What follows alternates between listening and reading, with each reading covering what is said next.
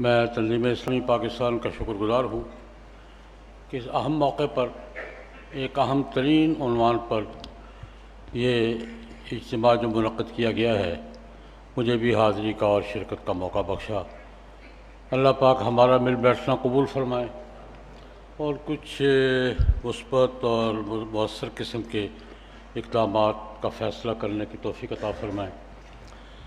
Case لڑا جا رہا ہے اور ہمارے دونوں جو وہاں کیس لڑنے والے فریق ہیں، تنظیم اسلامی بھی اور جماعت اسلامی بھی اسٹیج پہ بیٹھے ہیں، ہم تو ان کے سپورٹر ہیں۔ ہم نے 2014 میں ایک فورم بنایا تھا تحریک انصراف رسول پاکستان کہ ان کو سپورٹ کرتے رہیں انشاءاللہ۔ وہ تو ہم آپس میں مل بیٹھ کے جو بھی صورتحال ہوگی، اپیل ہوتی ہے یا نہیں ہوتی، پرائیویٹ اپیل ہوتی ہے یا گورنمنٹ اپیل کرتی ہے، اس کے بعد نہیں ہوتی تو کیا کرنا ہے، ہوتی ہے تو کیا کرنا ہے، انشاءاللہ مل بیٹھ کے ہم سارے فریق یہاں موجود ہیں، فریق نہیں ہم سارے دوست آپس میں اکٹھے بیٹھے ہیں اور انشاءاللہ کوئی لائحہ عمل کریں گے، کچھ نہ کچھ کریں گے انشاءاللہ العزیز۔ لیکن اس کے ساتھ میں کچھ معروضی صورتحال پر اپنے تاثرات اور جذبات کا اظہار کرنا چاہوں گا۔ اس وقت صورتحال یہ ہے کہ کل سے ہم خوشیاں منا رہے ہیں کہ ہم گرے لسٹ سے نکلنے کے امکانات پیدا ہو گئے۔ ابھی ہوئے ہیں یا نہیں ہوئے، لیکن اس پہ دو باتیں ہمیں بالکل سوچ لینی چاہیے۔ اس کے لیے ہمیں قربانی کیا دینی پڑی ہے۔ میں تفصیلات پہ جائے بغیر، بڑے آپ سب دانشور موجود ہیں، ہم نے اس کے لیے گرے لسٹ سے نکلنے کے لیے فیٹف کے کہنے پر وہ مذہبی آزادی جو قائد اعظم محمد علی جناح مرحوم نے انگریزوں سے لے کر دی تھی، ہم نے وہ قربان کر دی ہے اوقاف ایکٹ کے نام پر۔ ہم یہ قربانی دے چکے ہیں۔ ہمارے خاندان کے شرعی احکام جو قرآن و سنت نے دیے ہیں اور جس کا تحفظ عالمی بین الاقوامی قانون بھی ہر مذہب والوں کو دیتا ہے کہ ان کے خاندانی قوانین ان کے مذہب کے مطابق ہوں گے، ہم نے سیڈا کے کہنے پر وہ قربانی بھی دے دی ہے۔ یہ دو قربانی ہم دے چکے ہیں۔ ہم نے IMF کے کہنے پر اسٹیٹ بینک آف پاکستان کا کنٹرول بھی یا نگرانی ان کے ہاتھ میں دے دی ہے۔ ہم اپنے مذہبی آزادی سے دستبردار تو میں نہیں کہتا، نہیں ہوں گے انشاءاللہ، دستبردار تو کبھی نہیں ہوں گے انشاءاللہ، لیکن بہرحال ہمیں دستبردار کر دیا گیا ہے۔ ہم اپنے خاندان کے شرعی احکام کو سے الگ کر دیے گئے ہیں اور معاشی خود مختاری اور اسٹیٹ بینک کے کنٹرول سے بھی ہم باہر ہو گئے ہیں۔ یہ تین قربانیاں ہم دے چکے ہیں۔ اب کچھ قربانی آگے باقی میں عرض کروں گا۔ اس پر کل ایک امکان پیدا ہوا ہے کہ اکتوبر تک شاید ہمیں گرے لسٹ سے نکال دیا جائے۔ ہم کریڈٹ کی جنگ میں پڑ گئے ہیں کہ ہم نے وہ کہتا ہم نے کیا، وہ کہتا ہم نے کیا، وہ کہتا ہم نے کیا۔ اس وقت معروضی صورتحال یہ ہے کہ یہاں تک جو پہنچے ہیں یہ تین بڑی قربانیاں دے کر اس کا کریڈٹ کس کا ہے؟ اس وقت ہم آج کے دن ہم اس پہ کھڑے ہیں کہ یہ کس ادارے کا کریڈٹ ہے، یہ کس طبقے کا کریڈٹ ہے، کس سیاسی پارٹی کا کریڈٹ ہے، کس انسٹیٹیوٹ کا کریڈٹ ہے۔ آج ہم اس کریڈٹ کے چکر میں پڑے ہوئے ہیں کہ یہ قربانیاں وہ کہتے ہم نے دلوائی ہیں، وہ کہتے ہم نے دلوائی ہیں، وہ کہتے ہم نے دلوائی ہیں، اور قوم بیچاری کھڑی ہے کہ ہم سے قربانیاں زبردستی لی گئی ہیں، اس کا بنے گا کیا؟ یہ اس وقت ہم اس پوزیشن میں۔ اگلی قربانیاں جو ہم نے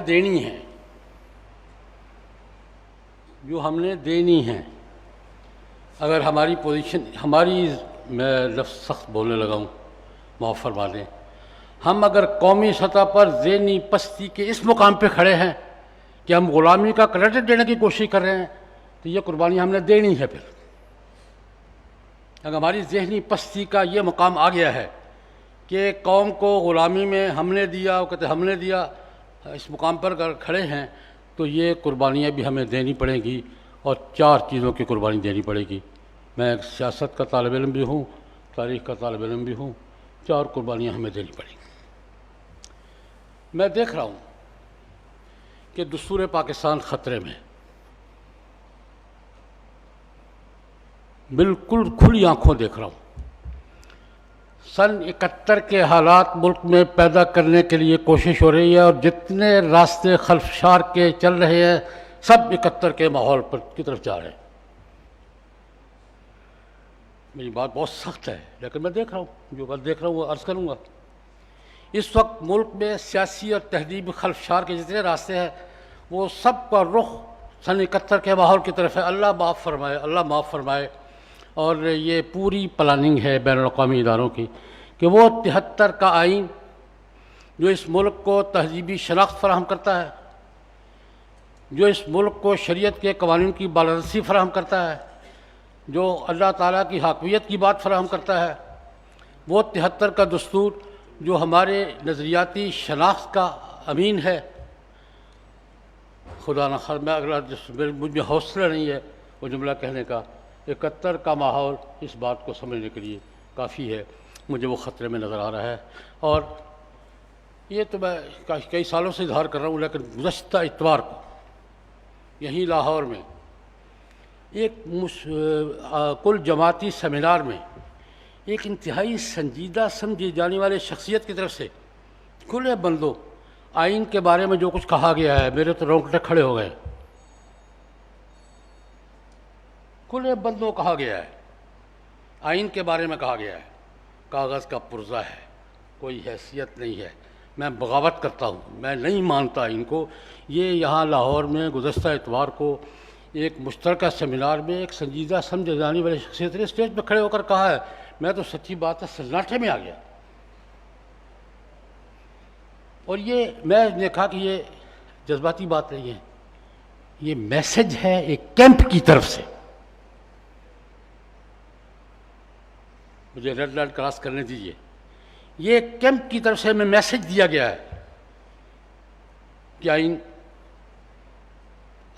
میں کچھ نہیں کہہ سکتا، ایک آئین خطرے میں ہے اور حقیقی خطرہ میں محسوس کر رہا ہوں۔ اس کے ساتھ ایٹمی اثاثے خطرے میں ہیں۔ ہمارا بین الاقوامی طاقتوں کا ٹارگٹ ہے، ہمارے ایٹمی اثاثے خطرے میں ہیں اور حقیقی اور واقعاتی خطرے میں ہیں، نظر آ رہا ہے۔ 3، آپ کا وفاقی شرعی عدالت کا یہ فیصلہ جو 35 سال کی کشمکش کے بعد اور 35 سال کی جدوجہد کے بعد حاصل ہوا ہے اور بڑا جامع فیصلہ ہے، یہ خطرے میں ہے۔ وہ بات انور صاحب فرما چکے ہیں کہ اپیل ہوگی، اور اپیل صرف اپیل نہیں ہوگی، اپیل کے ساتھ بہت کچھ ہوگا۔ یہ آپ کا وفاقی شرعی عدالت کا فیصلہ بھی خطرے میں ہے، اور آپ کی معاشی جو تھوڑی بہت خود مختاری رہ گئی ہے، پتہ نہیں ہے کہیں ہے کہ نہیں ہے، ہر چند کہیں ہے کہ نہیں ہے۔ میں ان چیزوں کو خطرے میں محسوس کر رہا ہوں۔ اللہ میرے منہ میں خاک، میرے منہ میں آگ، لیکن میں یہ خطرے محسوس کر رہا ہوں اور کھلے بندوں یوں نظر آ رہے ہیں۔ اس کے بعد تیسری بات عرض کرنا چاہوں گا، کیا ہم نے اسی طرح چلنے کا تہیہ کر رکھا ہے؟ میں یہاں بھی تفصیل میں نہیں جاؤں گا۔ ہم میں سے ہر ایک طبقہ، ہر ایک مکتب فکر، ہر ایک گروہ اپنے طور پر مسائل سے نمٹنے کی کوشش کر رہا ہے، یہ خود فریبی ہے۔ مکاتب فکر بھی، جماعتیں بھی، طبقات بھی اپنے طور پر ہم نمٹ لیں گے، یہ اپنے ساتھ بھی فریب ہے، قوم کے ساتھ بھی فریب ہے۔ اگر ان مسائل سے نمٹنا ہے، دستور کا تحفظ کرنا ہے، ایٹمی اثاثوں کا تحفظ کرنا ہے، وفاقی شرعی عدالت کے فیصلے پر عمل درآمد اور تحفظ کا ماحول پیدا کرنا ہے، اور اپنی قومی خود مختاری اور معاشی خود مختاری کے منظر کو حاصل کرنا ہے، تو ہمیں تحریک خلافت کی قومی جدوجہد کی ضرورت ہے۔ اس کے سوا نہیں ہوگا، نہیں ہوگا، نہیں ہوگا۔ تحریک خلافت طرز کی مولانا محمد علی جوہر درکار ہے۔ اس وقت ضرورت ہے مولانا محمد علی جوہر کی، شوکت علی کی، ظفر علی خان کی، ان کی پوری ٹیم کی۔ قومی تحریک تھی۔